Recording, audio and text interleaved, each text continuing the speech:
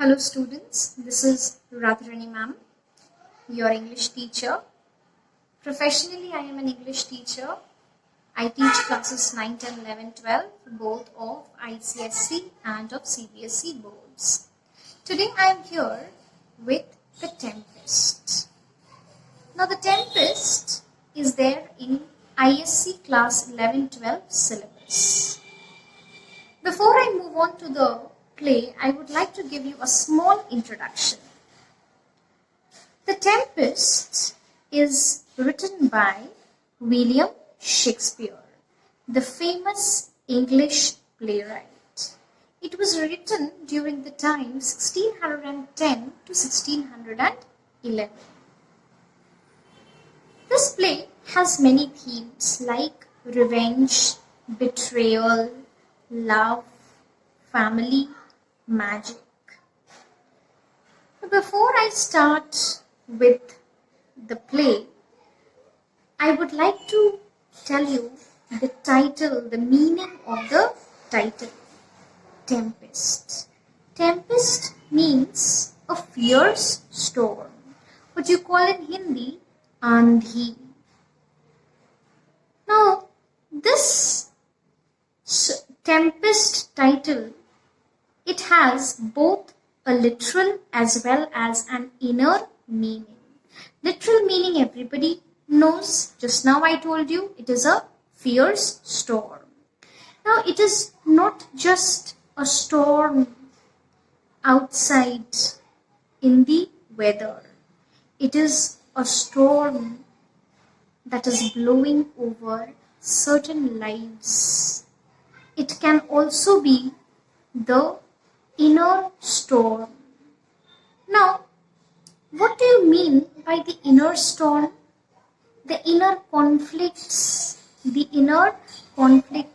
in a man can also be the storm.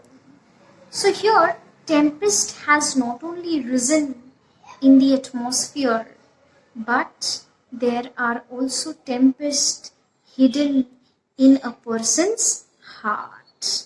There is also a tempest hidden in a person's heart. That is conflicts within a man. Right? So if you are a wrongdoer, if you have committed some sin, you will always have it in your mind. It is known as the prick of the conscience. Your conscience pricks you in such a way that even though you show that you are happy to the others, you know that you are a sinner. You have committed a sin, and your conscience will keep on reminding you, as a result of which you will never find peace of mind. You will always feel something is wrong with you, because you know what crimes, what sins you have committed. Right? So now we find that in this play, The Tempest, there are several characters. Let us see which are the characters. Alonso, this is the king of Naples. Ferdinand, his son. Sebastian, brother to Alonso. Prospero, the rightful Duke of Milan. Antonio, his brother, the usurping Duke of Milan. Gonzalo, an honest old counselor. Adrian, Francisco, these are the lords. Trinculo, Trinculo, a jester. Stefano, a drunken butler. Master of a ship, boatswain and mariners. Caliban, a savage and deformed slave. Miranda, daughter to Prospero. Ariel, Iris, Ceres, Juno, nymphs, reapers, they are all spirits.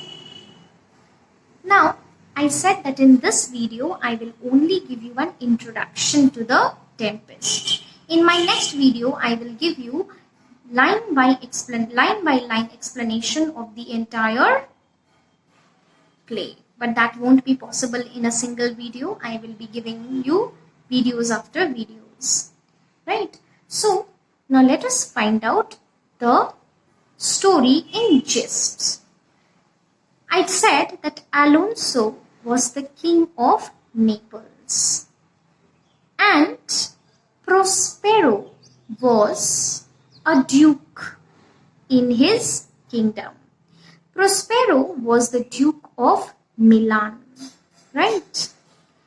Now, Prospero was very much devoted to reading books, especially his magic books. He had a love for magic and therefore he devoted most of his time in reading magic books and also other books. So what did he do? He trusted his brother Antonio and he gave him all the responsibilities of his dukedom. Now I already told you that Prospero was the Duke of Milan, but he was not interested in administering. Rather, he wanted to devote more and more time in his books. He was a lover of books, especially magic books. So what did he do? He gave the responsibility of administration to his brother Antonio, whom he loved a lot. At the same time, he also trusted him. Right? Now, we find that Antonio is a deceptive person. He deceives his brother. When Antonio sees that his brother is busy in his own world of books and magic, he decides to take away all his powers and functions of a duke. What does he do? Antonio was administering Milan. So he knew everything. He had learned how to function as a duke. So now he thought that it was time that he drove away Prospero from his dukedom. So what did he do? He made a conspiracy against Prospero. And who was along with him in this conspiracy? It was the king of Naples, that is Alonso. Alonso helped Antonio to conspire against his brother and to drive him out of the dukedom. So one night, Antonio and all his men took Prospero and his only daughter Miranda and put them on a rotten ship without any oars, without any sail, and they left them to die in it. Obviously, if a boat is without an oar, without a sail, will it be able to move on sea? No, it won't be able to, and it was a rotten boat. So actually they wanted them to be killed like that. But there was a very faithful and noble person named Gonzalo. Gonzalo loved Prospero and was very faithful to him. So Gonzalo secretly kept food, water, clothing, and Prospero's favorite magic books secretly in the boat. And this is how, with the help of these food, water, and all the other necessities, they were able to reach the shore safely. Where did they reach? Prospero and his only daughter Miranda. They reached the island, right? They reached an island and they started living there. So now we find that Prospero has become very, very, very, very good magician. And with the help of his magic, he can command some of the spirits in that island. Now the time has come when it is Prospero's turn to take revenge.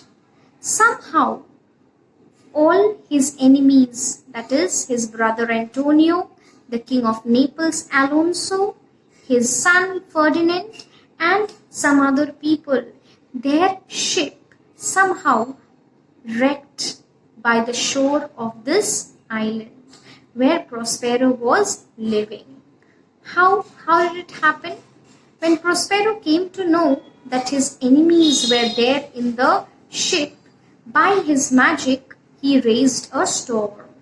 And in that storm, the king's ship got wrecked. But all these things were done by Ariel. Who is Ariel?